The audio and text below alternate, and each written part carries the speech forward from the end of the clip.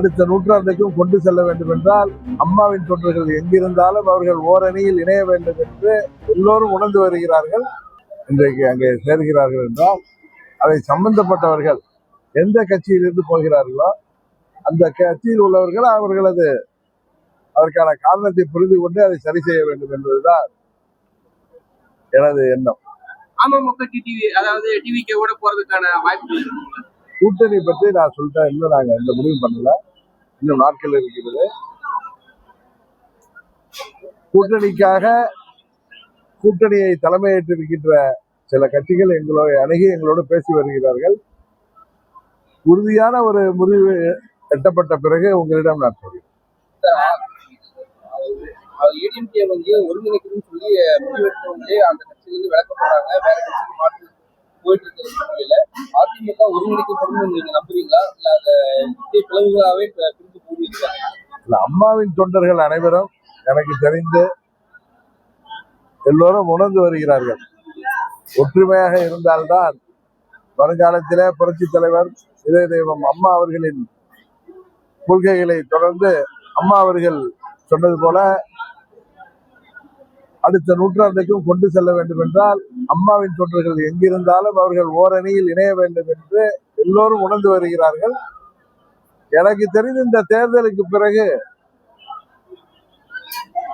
தேர்தல் முடிவுகள் கொடுக்கின்ற பாடத்திற்கு பிறகு தூங்கிக் கொண்டிருப்பவர்கள் அல்லது தூங்குவது போல் நடிப்பவர்கள்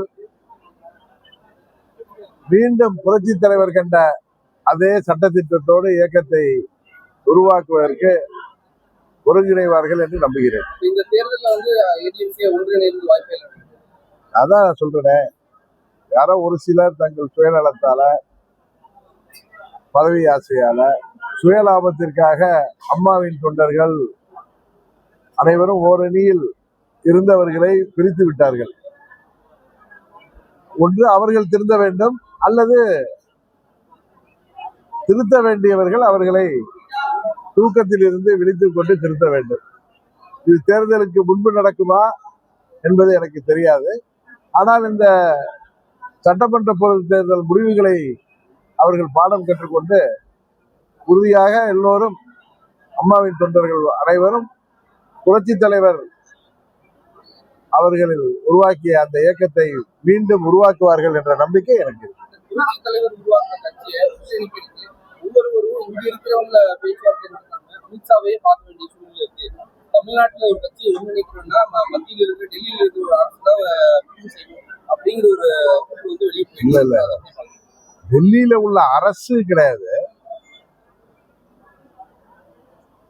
அம்மாவின் இயக்கம், புரட்சி தலைவர் கண்ட இயக்கம், அம்மாவின் தொண்டர்கள் எல்லாம் ஓரணியில் இணையணும்னு பாஜகவை சேர்ந்த முக்கிய தலைவர்கள் 21 தேர்தலையும் முயற்சி செய்தார்கள். அதுபோல இப்பொழுதும் முயற்சி செய்வார்கள். ஒரு கட்சியில கருத்து வேறுபாடுகள் இருக்கும் பொழுது அவர்களே எப்படி பேசி தீர்க்க முடியும்? இன்னொரு மத்தியஸ்தர் தேவை என்கிற முறையில இன்னொரு கட்சியை சேர்ந்தவர்கள் கூட்டணிக்காக எல்லோரும் ஒற்றுமையில் இருக்க வேண்டும் என்று பேசுவதை நான் தவறாக நினைக்கவில்லை. இது தலையிடுவதாக நான் நினைக்கவில்லை, மிரட்டுவதாக நினைக்கவில்லை. அதிகாரத்தை வைத்து மிரட்டுவதாக எல்லாம் சில பேர் சொல்கிறார்கள். ஊடகத்துல டிபேட்ல பார்க்கிறோம், யாராவது ஒருவரை நட்பு ரீதியாக டெல்லிக்கு அழைத்து அவர் போய் சென்று வந்தால் அவரை மிரட்டிய கூப்பிடுகிறார்கள். அப்படிலாம் கிடையாது. ஒரு கட்சியை சேர்ந்தவர்களுக்குள் கருத்து வேறுபாடு இருக்கும் பொழுது அதில் கூட்டணியாக அந்த கட்சி ஒன்றுபட வேண்டும் என்று நினைப்பவர்கள் அவர்களை கூப்பிட்டு பேசி சரி செய்ய முயற்சிப்பது ஒன்று, மிரட்டுவதோ என்பது கிடையாது, இல்லது ஆம்டிஷ் பண்ணுவதோ கிடையாது என்பதை மாத்திரம் இந்த நேரத்தில் சொல்லுகிறேன். நட்பு ரீதியாகத்தான் அவர்கள் அணுகி பேசி இருக்கிறார்கள்.